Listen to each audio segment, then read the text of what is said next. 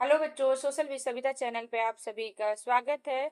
आप लोग कैसे हैं? आशा करती हूँ आप लोग सही होंगे, पढ़ाई आपको अच्छी चल रही होगी।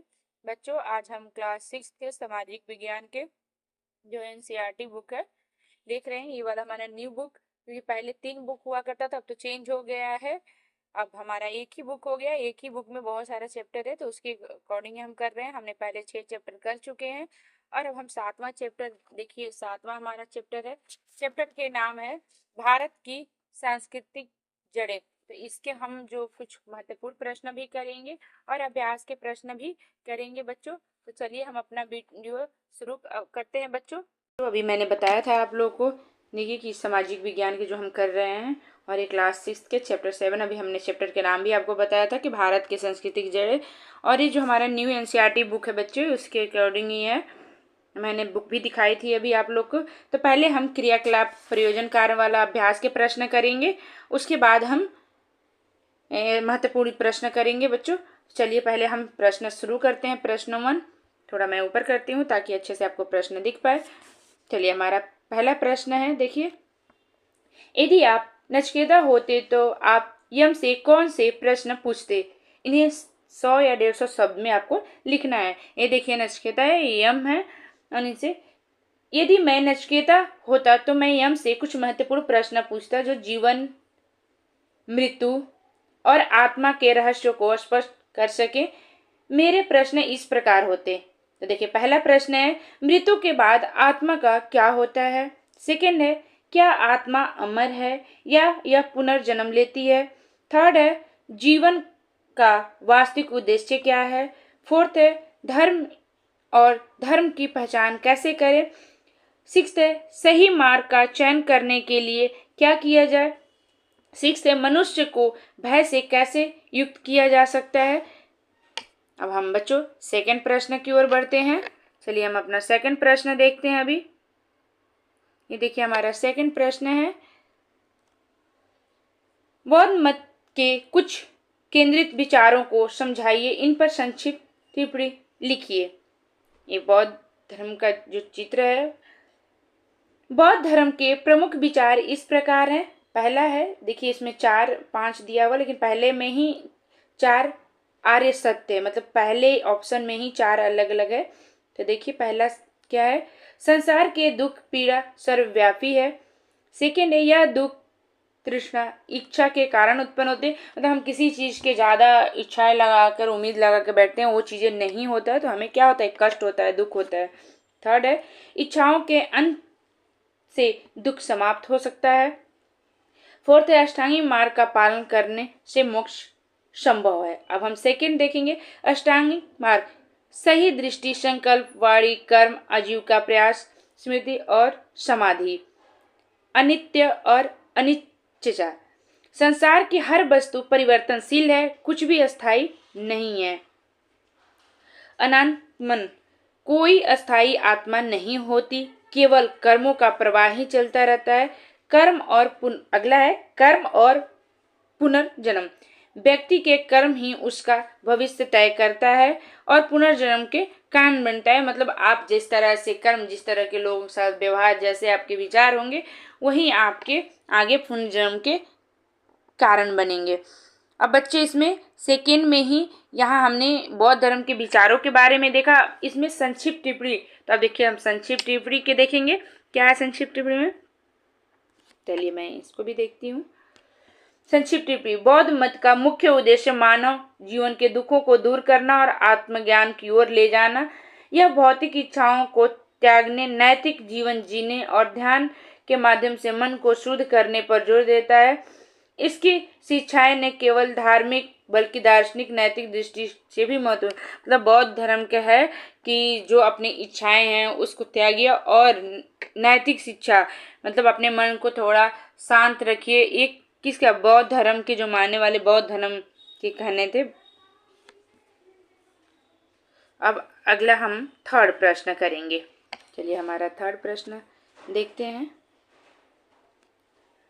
बुद्ध के उस कारण पर कक्षा में चर्चा कीजिए जो इस प्रकार है, जल से व्यक्ति शुद्ध नहीं हो सकता, जबकि कई लोग यह पवित्र नदी में स्नान करते हैं ताकि यह सुनिश्चित किया जा सके कि सबको इसका अर्थ समझ में आ गया है। अब आंसर देखते हैं। जल से व्यक्ति शुद्ध नहीं हो सकता, जबकि कई लोग यहाँ पवित्र नदी में स्नान करते हैं। अर्थ है इसका, गौतम बुद्ध उदाहरण के माध्यम से यह समझाना चाहते हैं कि आंतरिक शुद्धता ही महत्वपूर्ण है। मतलब हमारे मन के अंदर हमारे मन शांत नहीं है, शुद्ध नहीं है, और हम नदी में स्नान करें तो हम शुद्ध हो जाएं तो नहीं। हमारे उनका कहना है गौतम बुद्ध का कि आंतरिक शुद्धता अधिक महत्वपूर्ण है, न कि केवल बाहरी स्नान या धार्मिक अनुष्ठानों से मिलने वाली शुद्धि।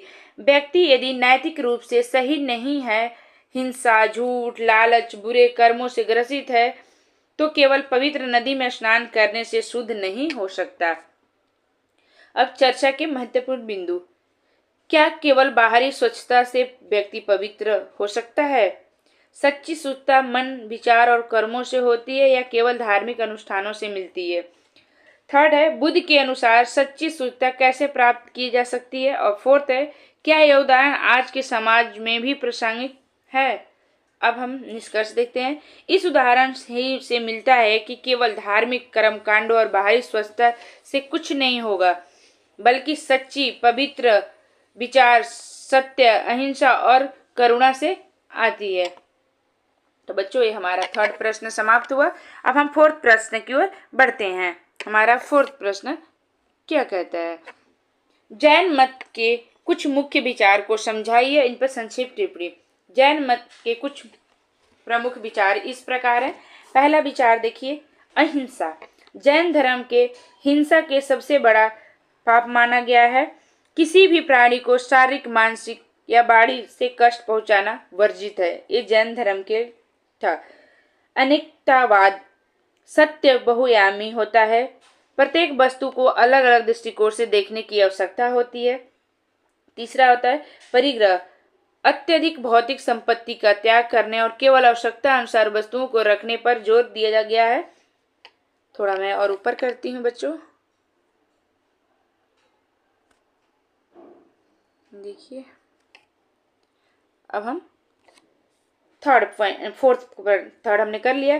कर्म सिद्धांत। मनुष्य के अच्छे या बुरे कर्म ही उसके जीवन और पुनर्जन्म को निर्धारित करता है। फिफ्थ है मोक्ष मार्ग। सत्य, हिंसा, तपस्या, आत्मसंयम और ध्यान से आत्मा को शुद्ध करके मोक्ष प्राप्ति किया जा सकता है। संक्षिप्त टिप्पणी। जैन मत अशुद्धि को मोक्ष प्राप्ति के लिए कठोर अनुशासन और नैतिक जीवन पर बल देता है।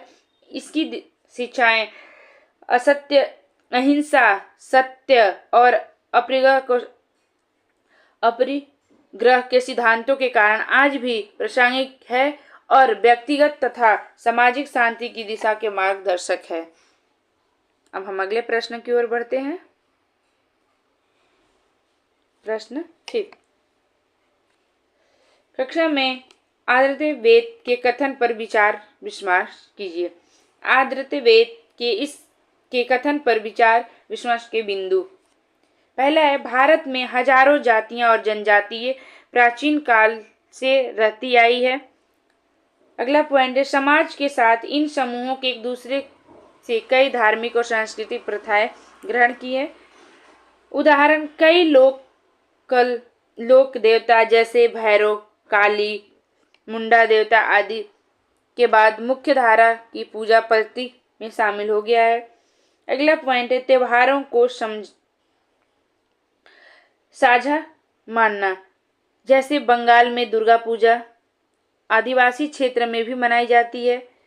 धार्मिक स्थल, कई मंदिरों और तीर्थ स्थानों पर सभी देखिए धार्मिक स्थल, कई मंदिरों या तीर्थों पर सभी जातियों या जनजातियों का समान अधिकार होता है। मतलब कहीं भी ऐसे रीति रिवाज में समानता, जैसे विवाह, जन्म या मृत्यु के संस्कार में भी कई समानताएं पाई जाती है। विविधता के बावजूद भारत में एकता संभव है क्योंकि परंपराएं एक दूसरे से जुड़ी हुई है। अब हम अगले प्रश्न की ओर बढ़ेंगे। हम प्रश्न 6।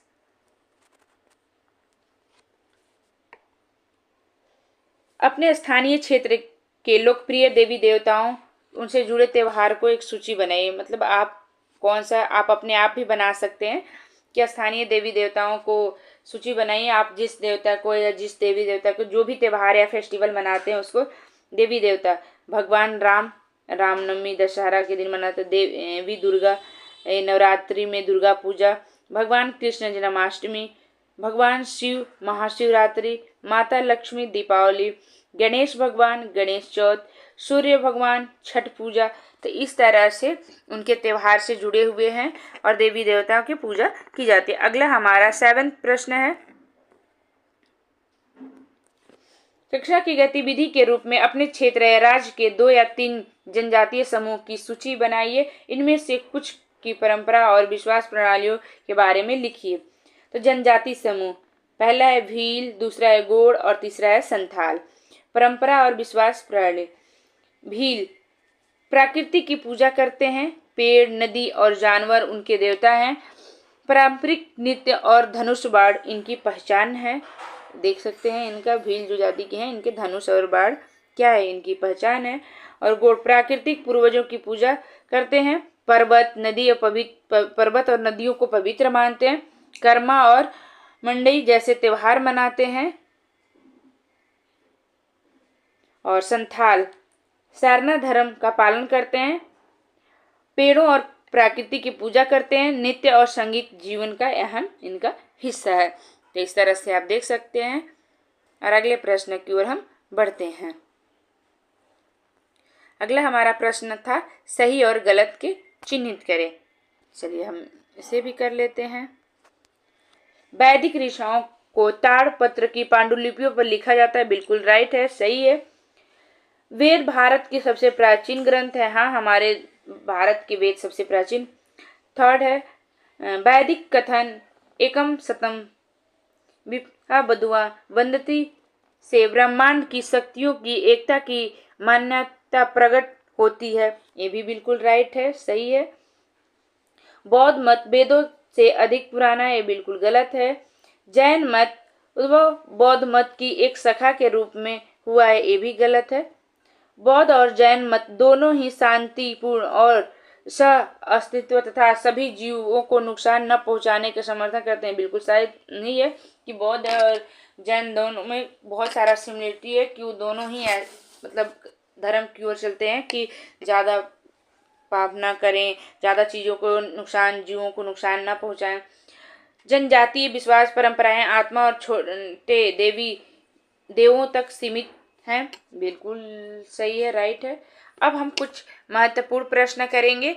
हमारा पेज नंबर 105 से शुरू हो रहा है महत्वपूर्ण प्रश्न। चलिए हम पहला प्रश्न शुरू करते हैं। देखते हैं हमारा वेद क्या है, इनका संदेश क्या है। अब देखिए वेद शब्द विद जैसे ज्ञान हो गया, इसे ज्ञान भी बोल सकते हैं, ज्ञान हो गया, विद्या हो गया, इस तरह से विद्या हो गया, जिसका अर्थ है ज्ञान। उदाहरण के लिए विद्या, अभी मैंने बोला कि ज्ञान है और विद्या। वास्तव में 4 वेद होते हैं, कौन कौन, देखिए ऋग्वेद होते हैं, यजुर्वेद होते हैं और सामवेद होते हैं, अथर्ववेद होते हैं। यह भारत के सबसे प्राचीन ग्रंथ हैं, वस्तुतः विश्व के सबसे प्राचीन ग्रंथों में से एक हैं। इन्हें हिंदू धर्म के सबसे पुराने पवित्र ग्रंथ माना जाता है। 4 वेद हैं, देखिए यहाँ से देख लिए हैं आपने। इनका संदेश मुख्य रूप से सत्य, धर्म, ज्ञान और ब्रह्म ईश्वर के साथ इंसान के संबंधों पर आधारित है। वेदों में जीवन का हर पहलू को समझने की कोशिश की गई, जैसे कि धर्म, मुक्ति, विश्वास और पूजा, ईश्वर के प्रति श्रद्धा, भक्ति, समाज और सांस्कृतिक मानव जीवन के उत्थान के लिए नियम और आदर्श। अब हम सेकंड क्वेश्चन की ओर बढ़ते हैं। ये देखिए हमारा सेकंड क्वेश्चन, पहले शताब्दी ईसा पूर्व में भारत के कौन सी नई विचारधारा उभरी है, उनके मूल्य सिद्धांत। शताब्दी मतलब 100 वर्ष के, सहस्त्राब्दी 1000 वर्ष कहा जाता है। तो ये देखिए ये बौद्ध धर्म का है, बौद्ध, और ये जैन भगवान की फोटो है और ये बुद्ध भगवान के। आंसर देखिए, पहले शताब्दी ईसा पूर्व से उभरे नए विचारधाराओं के वेदांत योग बौद्ध धर्म और जैन धर्म शामिल है। उनके मूल्य सिद्धांत परस्पर संबंध में कर्म, पुनर्जन्म, अहिंसा, आध्यात्मिक अनुभूति है। अब हम थर्ड प्रश्न की ओर बढ़ते हैं। ये सारे प्रश्न आपको पेज नंबर 105 पे ही मिल जाएंगे। लोक और जनजातीय परंपराओं का भारतीय संस्कृति में क्या योगदान रहा है?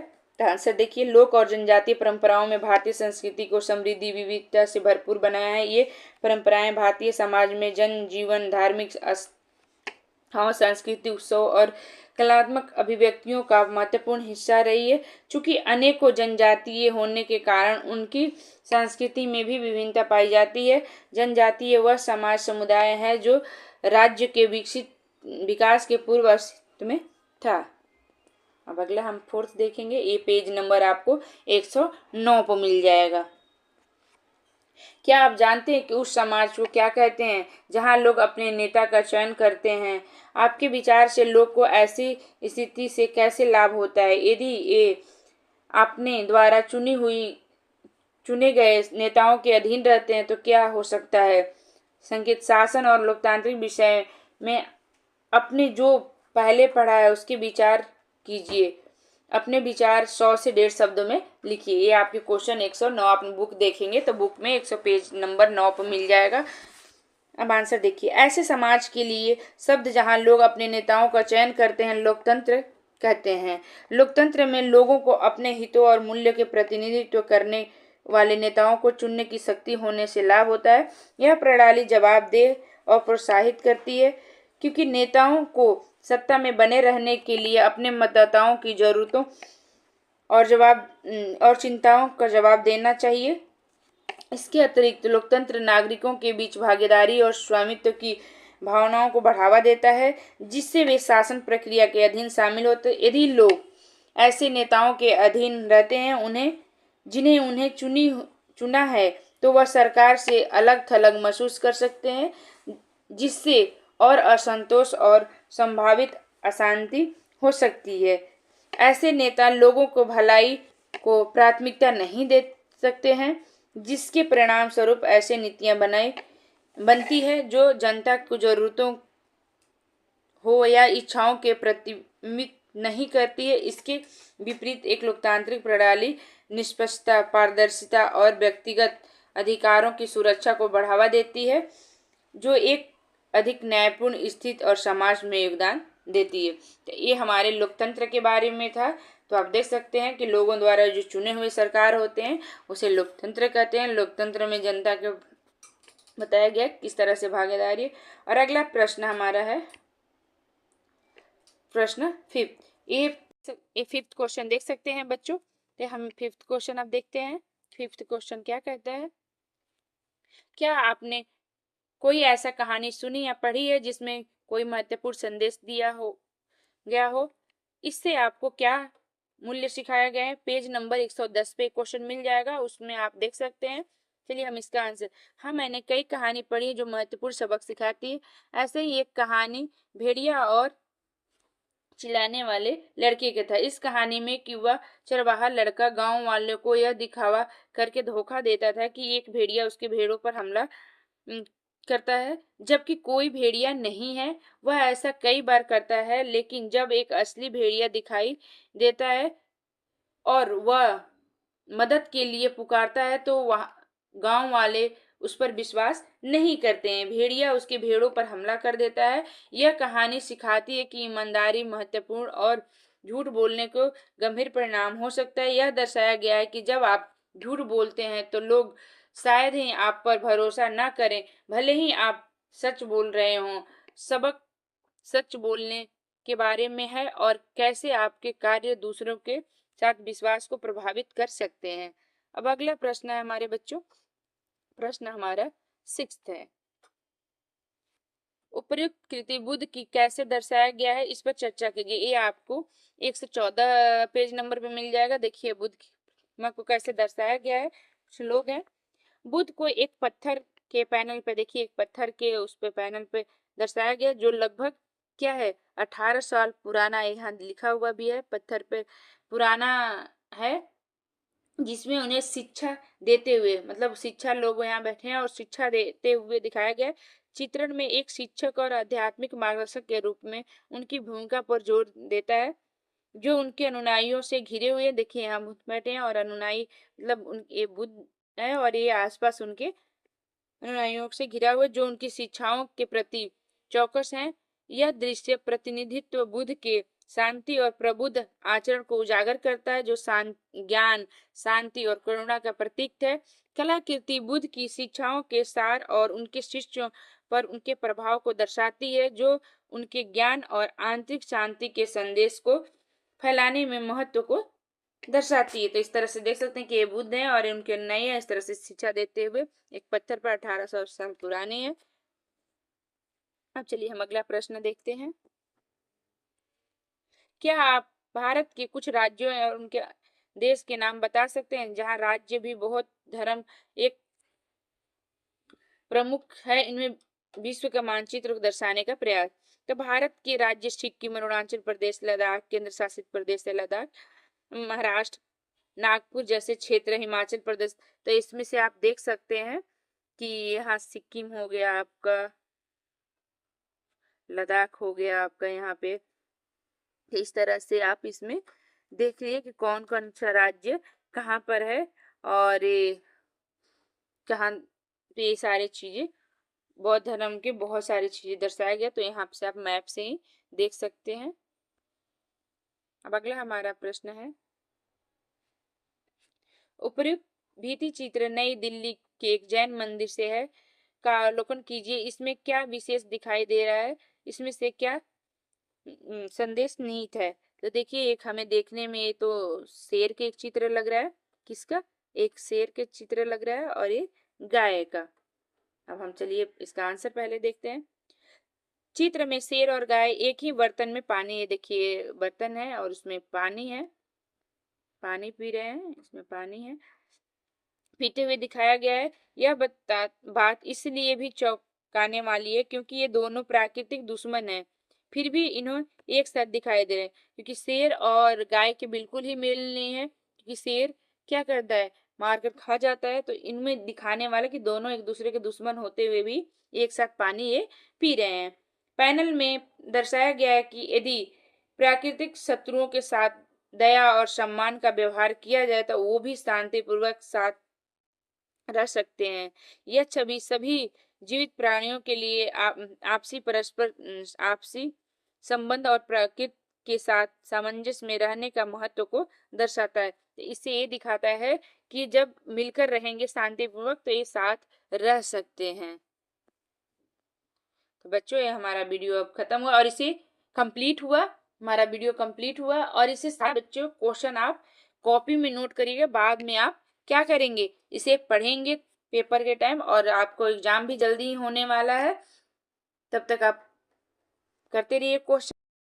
जो आपको वीडियो कैसा लगा, लाइक सब्सक्राइब कमेंट करके जरूर बताइएगा। जो बच्चे नए हैं हमारे चैनल को शेयर करिएगा, अपने दोस्तों में सब्सक्राइब भी करिएगा और बेल आइकन के दबाना ना भूलें, ताकि वीडियो की नोटिफिकेशन आपको सबसे पहले मिले।